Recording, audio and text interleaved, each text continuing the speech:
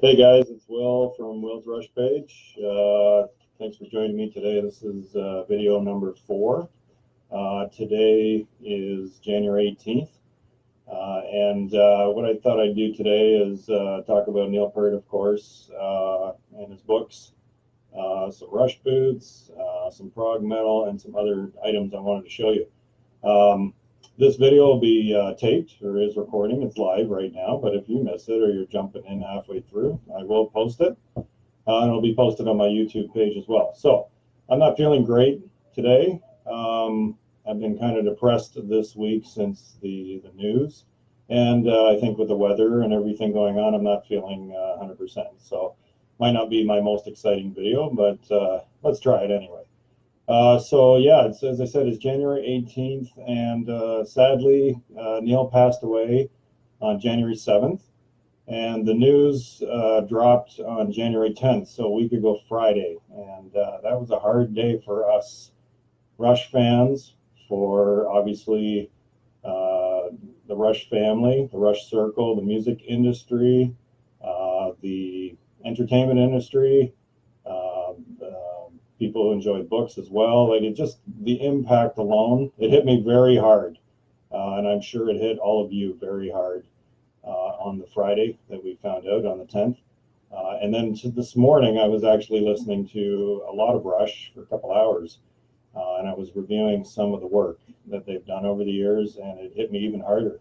So I guess I've had a week to process the events. But just the impact that Neil had in all of those industries that I mentioned, and especially, the lyrics that have impacted our lives, in my case for 40 years, and some of you closer to 50. So Rush as musicians, as a band, Neil as a lyricist, as a novelist, as a traveler,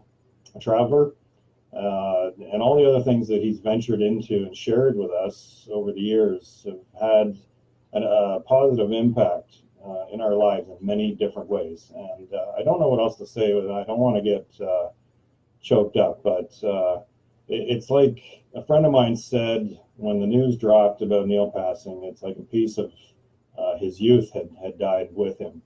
And that's I think that sums it up just beautifully. That's how I feel, is that a piece of myself is gone, and a piece of my youth. And, trying to explain this to somebody who's not a Rush fan, it might be a Led Zeppelin fan, they might have different viewpoints and everything, but we understand. And losing somebody of this magnitude, it has an impact on your life. Just like it feels like losing a family member.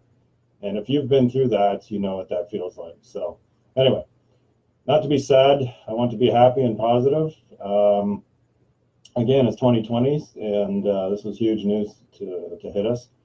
But let's be positive and remember Neil, and remember all the awesome shows and books and drum solos and the music of Rush, and so many fantastic things that they've brought us over the years.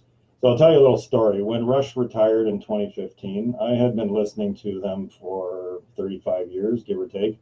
And a lot of Rush. I mean, I obviously have several pages devoted to them. I've been a collector of their stuff for years, through all of that, and I listened to so much Rush over the years that I missed out on some other types of music. So when Rush retired in 2015, I kind of retired with them at the time and started to listen to a lot of other music. And I started to dig deeper into some other bands that I was familiar with but didn't know that much about. And I started to collect items from those bands in some areas. And I really just immersed myself in a lot of different music. And, at that time, we didn't know if Rush would be back. We were hoping that maybe somebody would have a change of heart. But we didn't know what was really happening, and now we do. We understand that Neil had been diagnosed, I believe, 2.5 years ago or 3.5 years ago. I can't remember exactly. There's a couple of different reports, and I'm not connected to the inner circle, so I don't know. But he had been dealing with this sickness for quite some time. He also wanted to retire to spend time with his new daughter, And I totally respect that. So again, back to the music. What happened was when they retired, I started to investigate some other bands, and I started to look into, first of all, progressive metal. Now, I was a metal fan back in the day when Black Sabbath, Dio, Led Zeppelin, and a few other of the heavier rock bands were, Iron Maiden is another one, Motorhead is another one.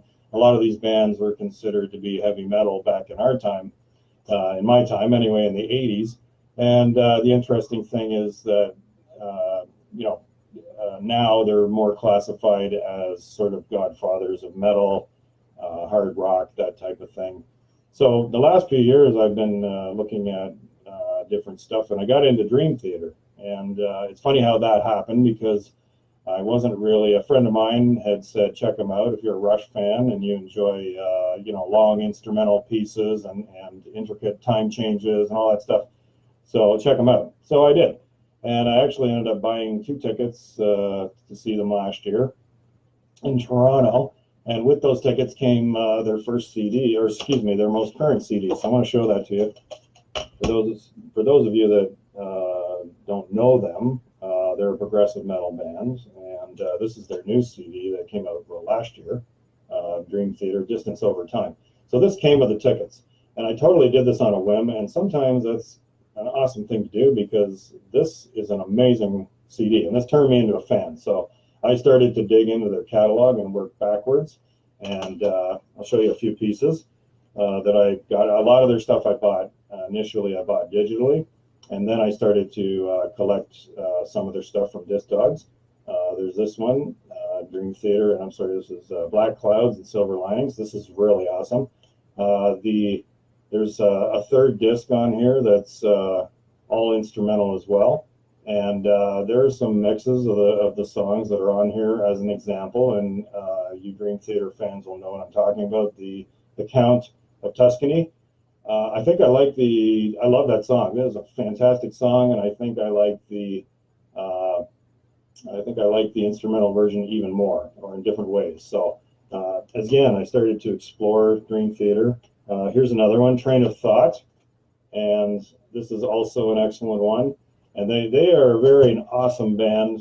As I said, I'm very impressed with them.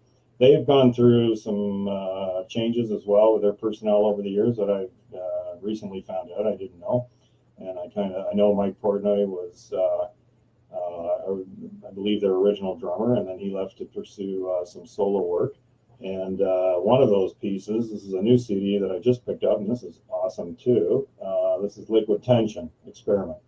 And this was recommended. I started to read about Dream Theater, and I started to read some reviews, and I just started to discover some of the side projects that were taking place. This is really awesome. This is it almost feels like metal jazz in some ways.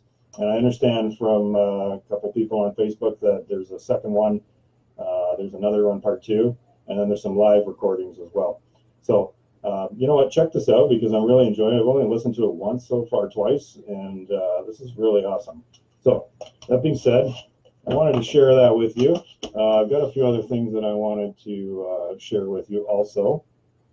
But I actually made a list of things to talk about, and I jumped ahead a little bit. I wanted to, before we get into some of the other stuff, let's go back and talk about Neil a little bit more. I wanted to talk about his books. So I have a copy, I have several of his books. I have a copy of Ghost Rider that my parents gave me. It means a lot to me because they both signed it, and it was a Christmas present a number of years ago. They're both passed since then. And I've read it twice. It's one of the best reads I've ever read of Neil, and a very dark story and a sad story.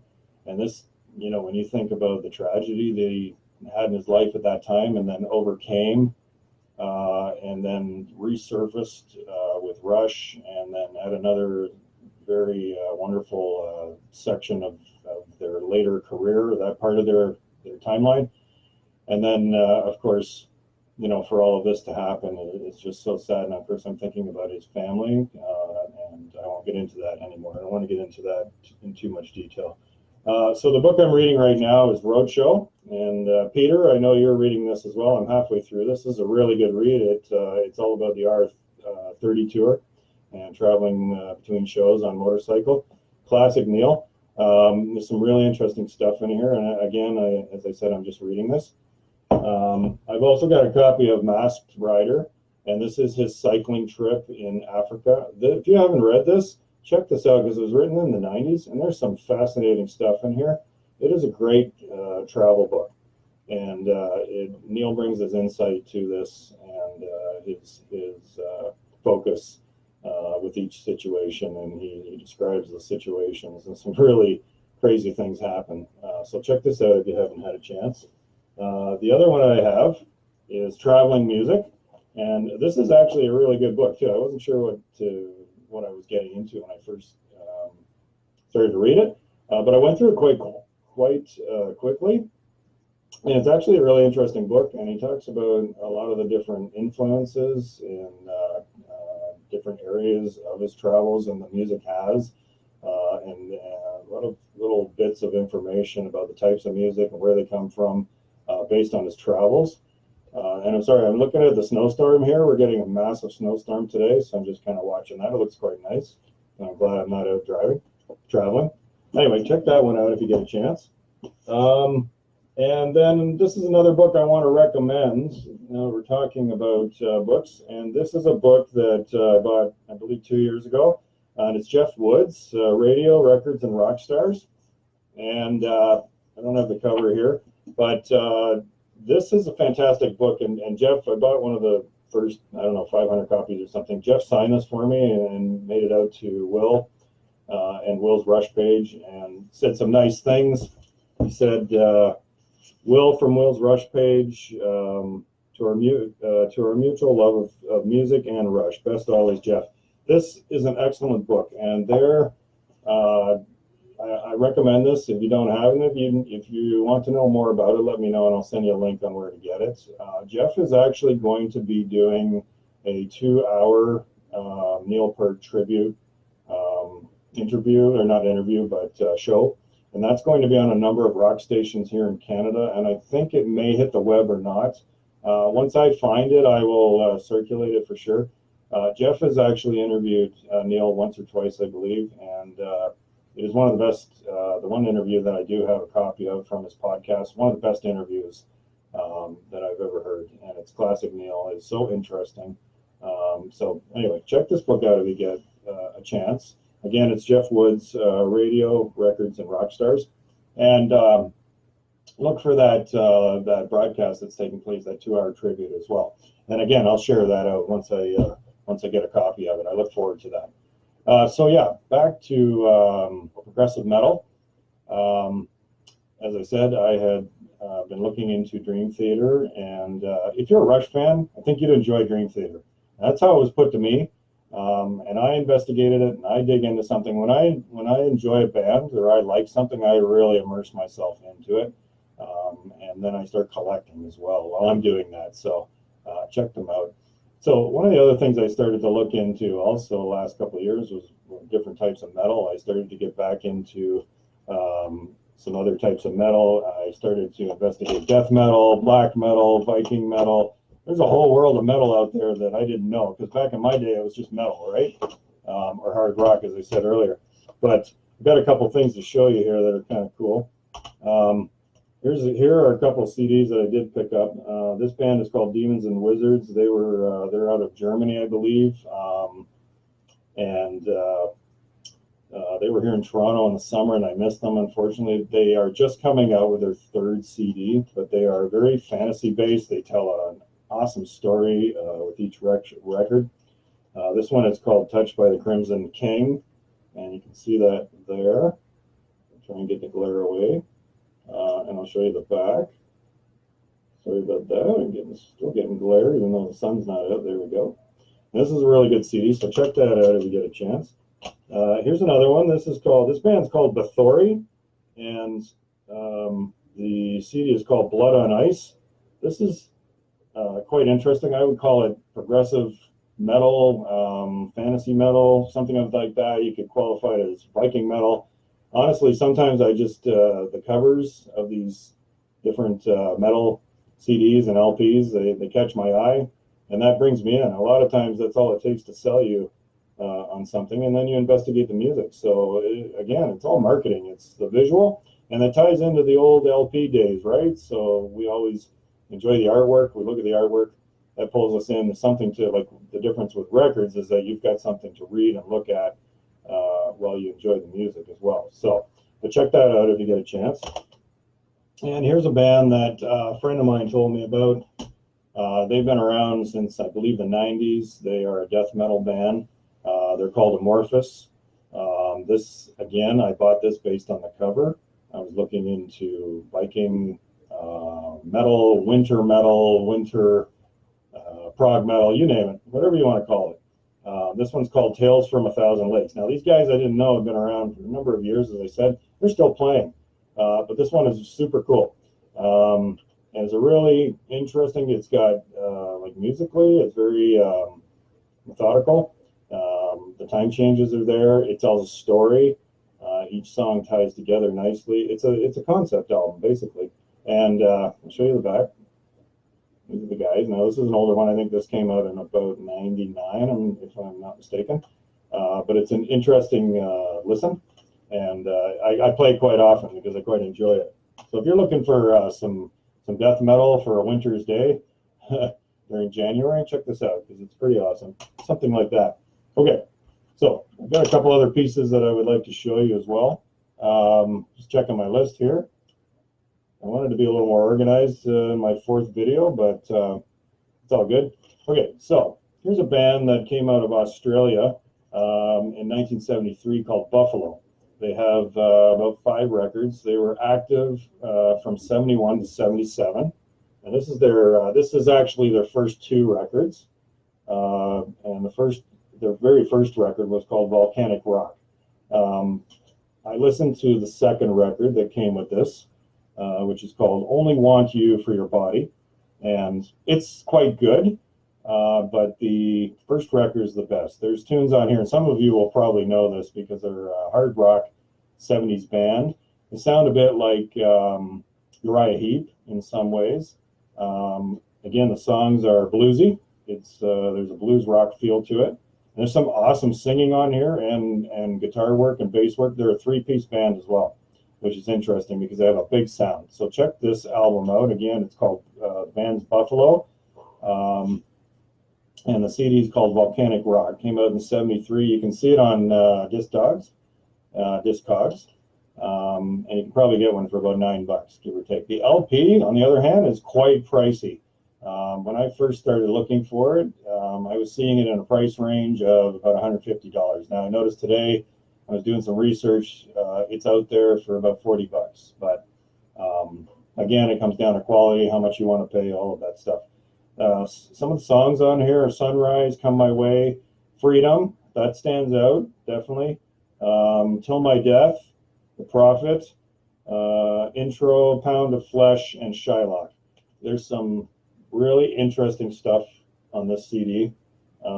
Get a chance, YouTube it. You don't have to pay for it. Just go to YouTube and check it out and see what you think, because I think you'll like it. If you like hard rock with a blues feel, this has got it, and some interesting twists within the music. Okay?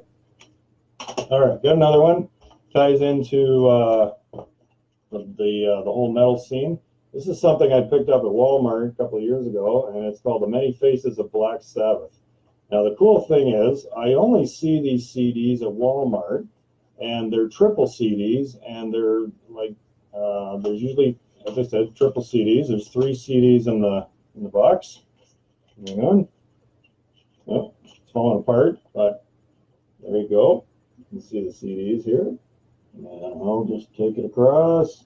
Okay, so there's some really awesome artwork with these, and they're tribute CDs, which is interesting. So what I discovered here was a whole bunch of other bands doing tributes to Black Sabbath. And usually the way these CDs work, because I've got a few. I've got an Iron Maiden one and I've got a Black Sabbath one.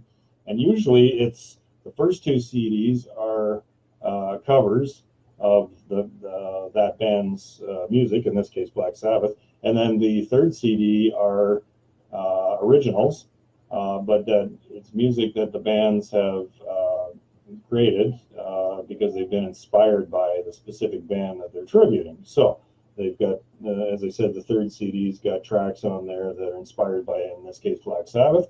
And you will discover some interesting music. And that will lead you to, if you're like me, you'll discover more bands that you didn't know about maybe. And so I started to look into some of those bands, and it never really ends. And this is why I have a big collection, and I have to keep it under control or I break the bank. Anyway, check this out if you get a chance. I don't know if you see these down in the U.S. I see them here in Canada in Walmart. And it's the only, again, that's the only place I've seen them. I haven't seen them at HMV. And they're usually on sale for like $8, which is great. Because you've got like 3.5 hours of music here for $8. And it's just a cool thing to have. By the way, I have an Iron Maiden one, as I said. I don't have it in front of me, but I am going to sell it. So it's available on my page and my Will's Rush page group as well. Anyway, if you're interested in that, it's mint. Let me know, because I played it once. I'm not a super Iron Maiden fan like I was back in the day, but it's meant, it's been played once. So if you're interested, let me know. We can work something out. Okay. Anyway, sharing that, and a slight plug for a sale there. Okay, next thing. This is something I got for Christmas. This I'm very pleased with. This is a 5-album CD package of Dio. And it has, I posted it on my website around Christmas time, and it's got all of Dio's 5 solo albums. There's Holy Diver, there is The Last in Line, and I missed quite a bit of Dio because I only owned the first 2, and I had them on LP and I had them on CD, and these were my favorites, but I missed a bunch. So there's the next one, I can't really, Sacred Menace, I think it is. I can't really read that, but oh, Sacred Heart. I'm sorry, Sacred Heart.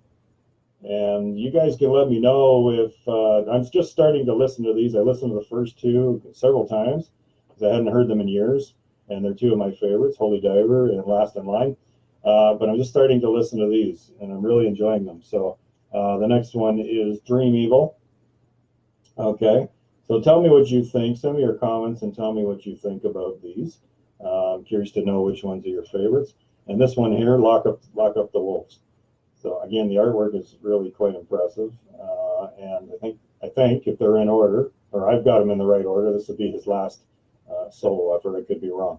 So I don't know if you like Dio, but I love Ronnie James Dio. Unfortunately, he passed, I believe, 2007, also from cancer. But I know there's a foundation that his wife has started since. He was a classic metal singer, and I actually didn't know about him until he started to sing with Black Sabbath.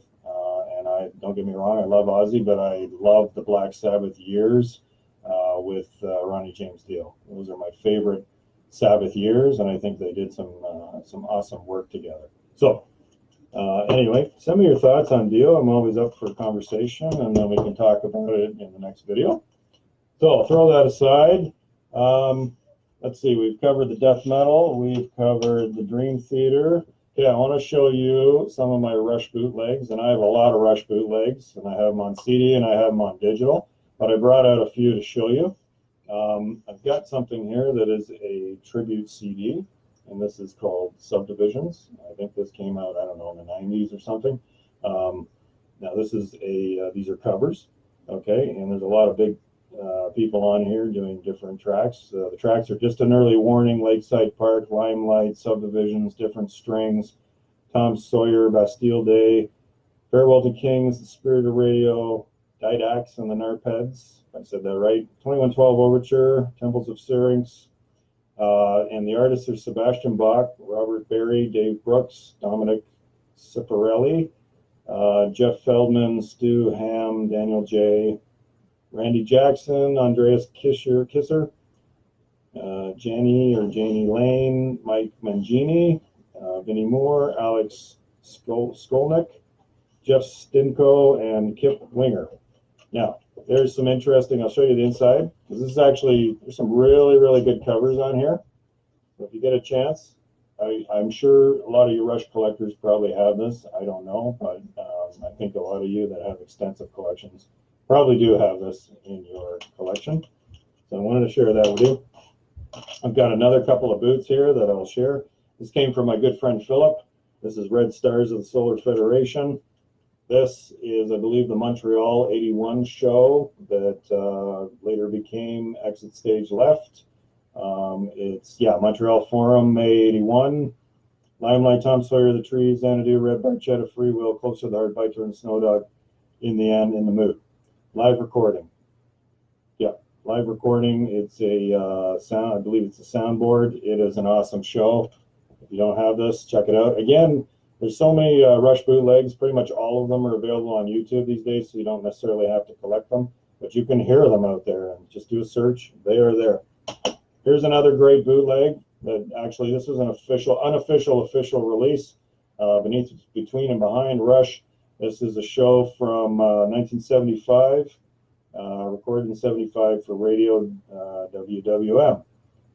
This tight and forceful live set captures a long-lived Canadian trio at their progressive best. It showcases several of their best-loved songs. This is an excellent live recording. You just got to EQ it up a little bit, little bass, little treble. You can't see the songs, I'm sorry, from the glare. Finding My Way, it's all their early stuff, obviously 75. Right up, there's material from the first two albums here. Fly By Night's on here, Working Man, Bad Boy, Need Some Love, What You're Doing, Best I Can, Finding My Way, In the End. So really aggressive sound. Neil was with the band at this point, obviously. The guitar playing is very aggressive from Alex. Check this out if you have not, okay? It's a very awesome bootleg. I've got a couple more that came from my good buddy Philip.